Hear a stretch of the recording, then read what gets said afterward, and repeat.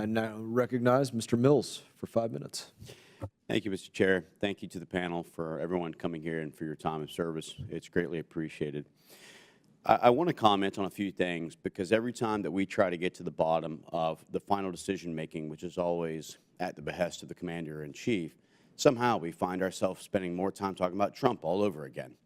And I understand my left's infatuation and the Trump deranged syndrome, which overwhelms them, and I do hope that through NIH or others they can seek help.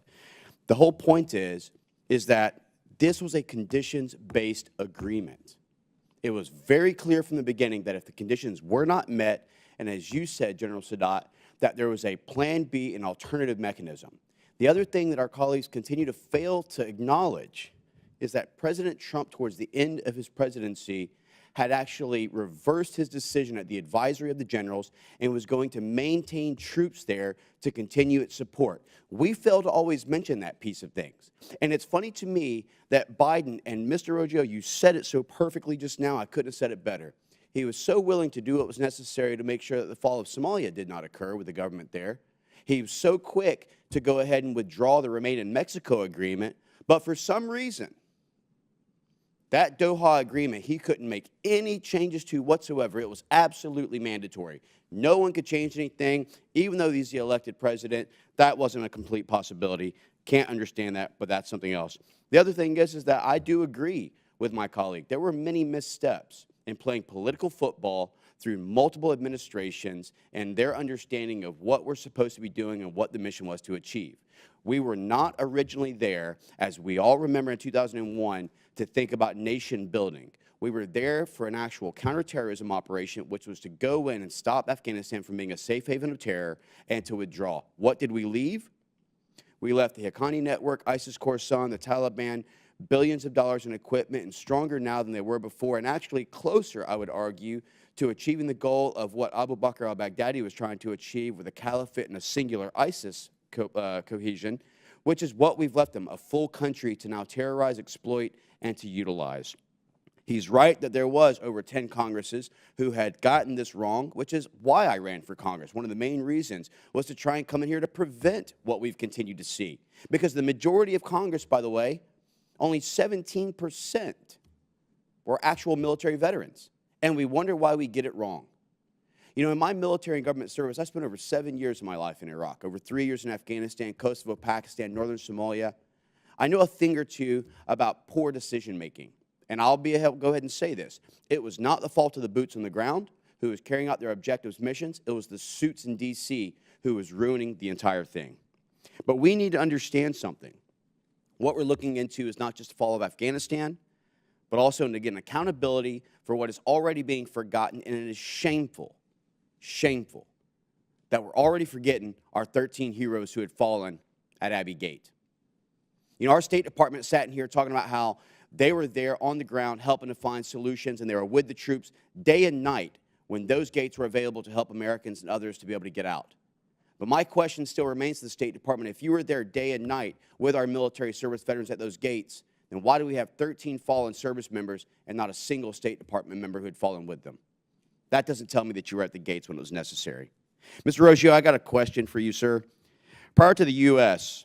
full withdrawal from Afghanistan, you looked at publicly available information and warned that Afghanistan was likely to fall to the Taliban by the end of summer of 2021, which is exactly what we saw happen. Same thing that we warned about because we knew that NPRI and others, and again, I think it's a different hearing, but we should be actually setting up a subcommittee that reviews the subcontractors who is more worried about supplying information that basically showed them in a positive light so they could win more contracts and follow-ups, as opposed to the ground reality where they were evaluating the willingness to fight, the necessary equipment, and the strategy on the ground. But having said that, from your perspective, was the problem with the conflicting or incomplete intelligence, the leaders, or was it both? Sir, I think a mix of both in my experience. I created the map that we all saw on television over the summer of 2001, where I assessed the security in the districts. I started that, I think, in 2014 because I was testing the Taliban's counter strategy to ours. The Taliban said, fine, you want to protect the cities and key districts, we'll go in the rural districts and we'll meet you in the cities. and I began gathering data, and over time it became very clear to me that the Taliban had a strategy and it was implementing it. The problem, I think, was I can't just blame the suits, sir. I think that part of our military leadership and the top level leadership within the intelligence community is also responsible for this, and they need to be held to account. We were given very rosy assessments that I could easily disprove, and journalists and other experts who covered, for instance, there were times where the U.S. estimate that was released by SIGAR would say, like, the province of Kunduz, which I can't remember, I think it has 7 districts. The SIGAR would say something like, oh, only 1 or 2 are Taliban controlled and 1 or 2 contested. Everyone who followed Afghanistan closely would know that just about all the districts were contested, and the Taliban controlled at least 2 districts at a time. So this is what I saw, and some of this was because generals didn't want this stuck on their performance view. Some of this was political because, you know, look, you had General Miller stand up and say, after he canceled SIGAR's reporting of the data on the districts, he stood up and said, well, it doesn't matter. Security in the districts doesn't matter. What matters is negotiations with the Taliban. The top level of the U.S. military was infected by this political solution, this negotiated solution, and that has significant effects. People that I have spoken to during this, that were in the military, intelligence services, people that worked, that did the hard work, they understood what was happening in Afghanistan. But as the information made it up the chain of command, it was softened and softened. And why did we need to have, for instance, statements like, there's only 50 to 100 al-Qaeda fighters in Afghanistan, or the Taliban ties to al-Qaeda are weak or non-existent? Because ultimately, 3 presidents wanted to leave Afghanistan. President Obama, President Trump, and President Biden all wanted to leave. And in order to do so, there could not be significant ties between the Taliban and al-Qaeda could not have a significant presence. Look, that's another thing that I tracked here. They would tell us 50 to 100 al-Qaeda were in Afghanistan, and yet we would kill anywhere from 25 to 75 al-Qaeda that were operating. This is from U.S. military's own press releases that I would track.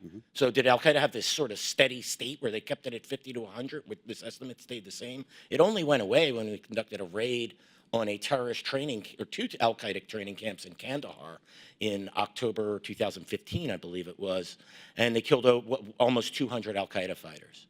So, you know, I apologize for telling a long story here, but there was significant problems within the military. I'm talking the higher level leadership within the military, within the intelligence community, and with our political leadership. And I do hope that a committee is set up to get to the bottom of these key issues, because, you know, if what happened in Afghanistan stayed in Afghanistan, oh, well, fine, we lost a brush war. Sorry, my Afghan friends who are friends.